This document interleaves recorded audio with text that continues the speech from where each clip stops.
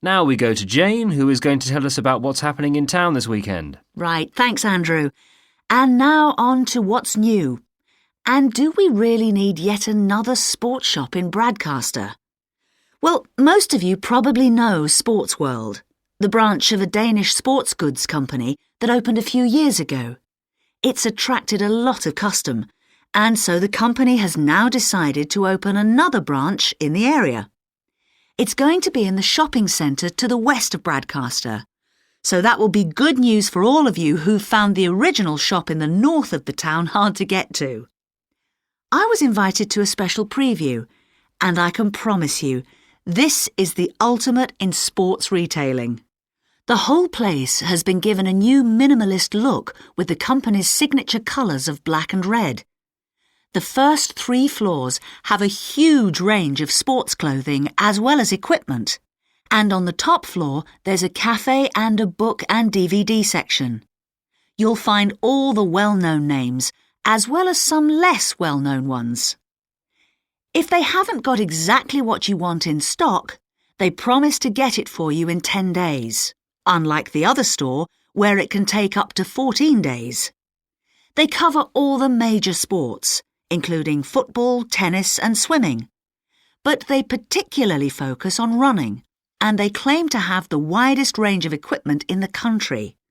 As well as that, a whole section of the 3rd floor is devoted to sports bags, including the latest designs from the States.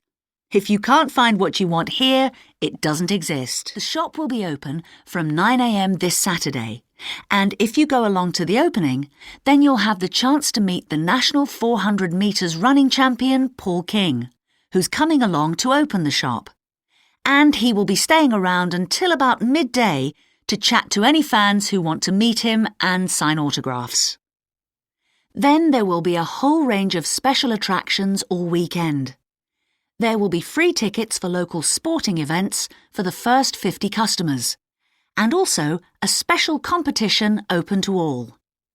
Just answer 15 out of 20 sports questions correctly to win a signed copy of Paul King's DVD, Spring Tips, while the first person to get all the questions correct gets a year's free membership of the Bradcaster Gym.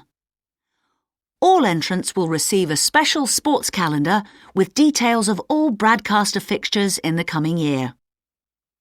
One of the special opening offers is a fitness test, a complete review of your cardiac fitness and muscle tone, actually done in the shop by qualified staff. This would normally cost £30, but is available at half price for this month only. There are only a limited number of places available for this, so to make a booking, phone 560 341. In addition, if you open an account, you get lots more special offers, including the chance to try out equipment at special Before we start, Spiros and Hiroko, thanks for coming in today to talk about your recent study experiences, and congratulations to you both in doing so well in your first semester exams. Thank you. I'd like to discuss with you the value of the English for Academic Purposes course you did here last year before starting your university course. Spiros, if I could start with you, what parts of the program have now proved to be particularly valuable to you? I think that having to do a seminar presentation really helped me. For example, a couple of weeks ago in our marketing subject, when it was my turn to give a presentation, I felt quite confident. Of course, I was still nervous, but because I had done one before, I knew what to expect. Also, I know I was well prepared, and I had practiced my timing. In fact, I think that in relation to some of the other people in my group, I did quite a good job, because my overall style was quite professional. What about you, Hiroko? That's interesting. In my group, I was really surprised by the way the students did their presentations. They just read their notes aloud. Can you believe that? They didn't worry about their presentation style or keeping eye contact with their audience. And I remember that these things were really stressed to us in the course here. So, how did you approach your presentation, Hiroko? Well, to speak frankly, I read my notes too. At the time, it was a relief to do it this way, but actually when I had finished, I didn't feel any real sense of satisfaction. I didn't feel positive about the experience at all. That's a pity. You know, although I was pleased with my presentation, I am not so pleased with my actual performance right now in the tutorials. During the whole semester, I've not said anything in our tutorial discussions. Not a word. Really, Spiros? Why's that? Do the other students talk too much? It's partly that, but it's mostly because I have had no confidence to speak out. Their style of speaking is so different. It's not the style we were used to during the course. They use so many colloquialisms. They're not very polite, and sometimes there seems to be no order in their discussion. Also, they are very familiar with each other, so because they know each other's habits, they can let each other into the discussion. You're right, Spiros. I've experienced that too. For most of this semester, I've said absolutely nothing in tutorials. But recently, I've been trying to speak up more, and I just jump in. And I've noticed an interesting thing. I've noticed that if they thought my point was interesting or new, then the next time they actually asked for my opinion. And then it was much easier for me to be part of the discussion. Oh, that's great, Hiroko. I hope that happens for me next semester. I'll have to work hard to find some interesting points. What helped you to find these ideas? I think that one thing that helped me with this was the reading. I've had to do so much reading this semester just to help me make sense of the lectures. At first, I couldn't understand what the lectures were talking about, so I had to turn to the books and journals.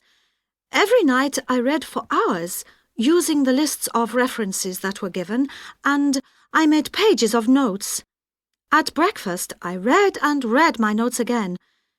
This habit has helped me to follow the ideas in the lectures, and it's also given me some ideas to use in the tutorials. But I did so much reading anyway. I don't think there's any time left over for anything extra. My reading speed is still quite slow, though I'm much better at dealing with vocabulary than I used to be. What else do you think we could add to the course program to help with this reading problem? There's not really anything because it's my problem. I remember we were given long articles to read.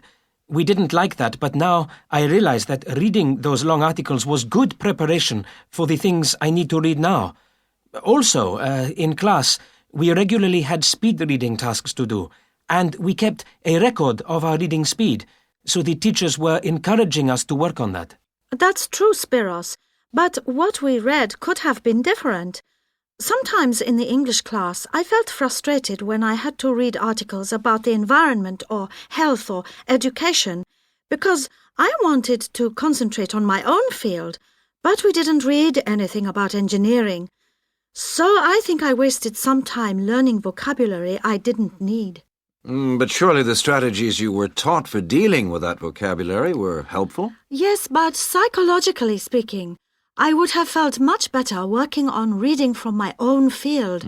What do you think, Spiros? Oh, I agree.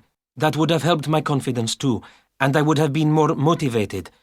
It was good, though, that we could work on our own topics when we wrote the research assignments. Okay, let's move on to writing. Hi, Ewan. As you know, I've asked you here today to discuss the future of our Self-Access Centre. We have to decide what we want to do about this very important resource for our English language students. So, can you tell me what the students think about this? Well, from the students' point of view, we would like to keep it.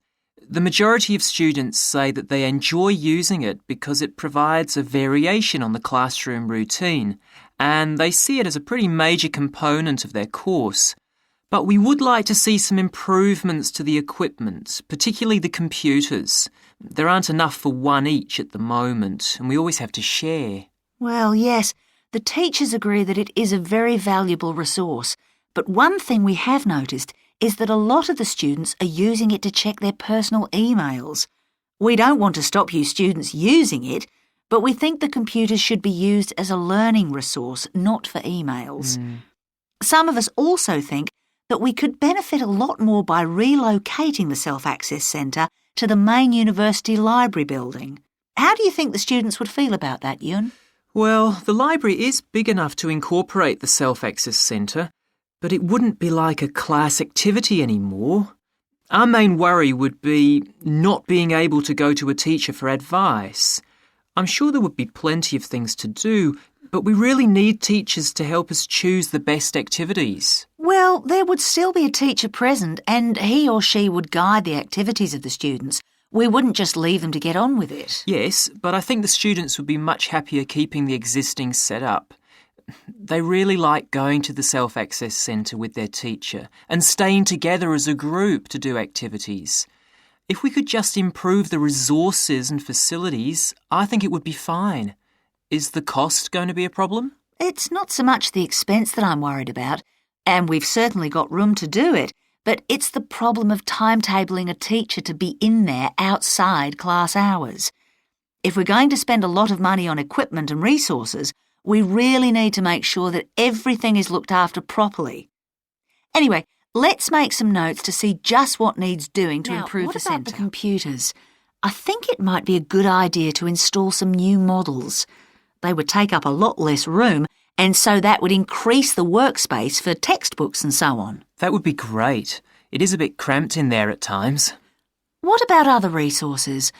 Do you have a list of things that the students would like to see improved? Yes, one of the comments that students frequently make is that they find it difficult to find materials that are appropriate for their level, especially reading resources. So I think we need to label them more clearly. Well, that's easy enough. We can get that organised very quickly.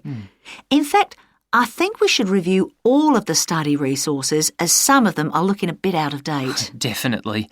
The CD section especially needs to be more current. I think we should get some of the ones that go with our latest course books and also make multiple copies. Good. Now, I was also thinking about some different materials that we haven't got in there at all. What do you think of the idea of introducing some workbooks? If we break them up into separate pages and laminate them, they'd be a great resource. The students could study the main course book in class and then do follow-up practice in the Self-Access Centre. That sounds good. OK, now finally we need to think about how the room is used. I'll have to talk to the teachers and make sure we can all reach some agreement on a timetable to supervise the centre after class. But we also need to think about security too, especially if we're going to invest in some new equipment. What about putting in an alarm? Good idea. The other thing I'd like to do is talk to our technicians and see whether we could somehow limit the access to email. I really don't want to see that resource misused.